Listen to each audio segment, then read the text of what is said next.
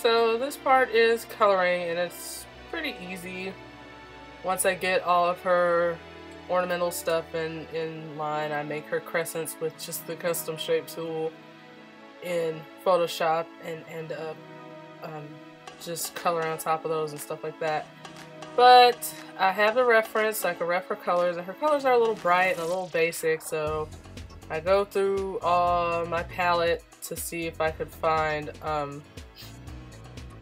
a color that's pretty close to hers after I close off some lines. So the way I color is I select the area with the magic wand and then expand by 2, expand, modify by 2, and just fill it in. And then the areas that don't get filled in, I color over myself. I kept some spaces blank on purpose. I plan on adding in a darker blonde to that, but that's basically how I color.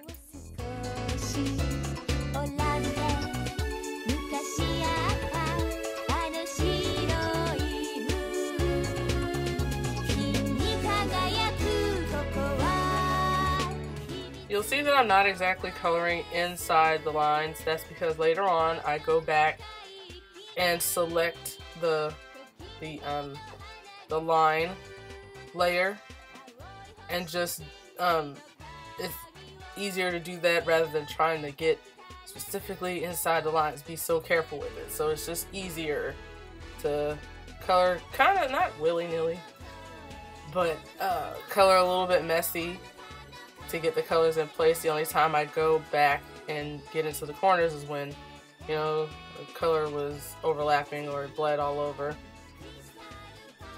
But later on I go back and get rid of those outside of the line colors by selecting the lines layer, selecting the space outside of the color, then go into the color layer and just hitting delete, and it gets rid of the messy outside lines that I did earlier.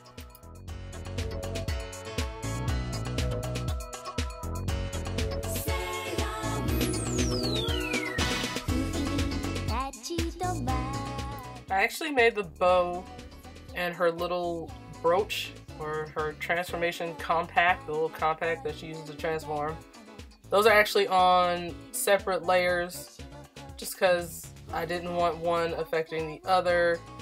The bow is separate from her clothing, and then the brooch is separate from the bow and the clothing. So when I go and shade or change something about one, the other is not affected. You see, I took the brooch away for a second to get a line behind it that wasn't connected.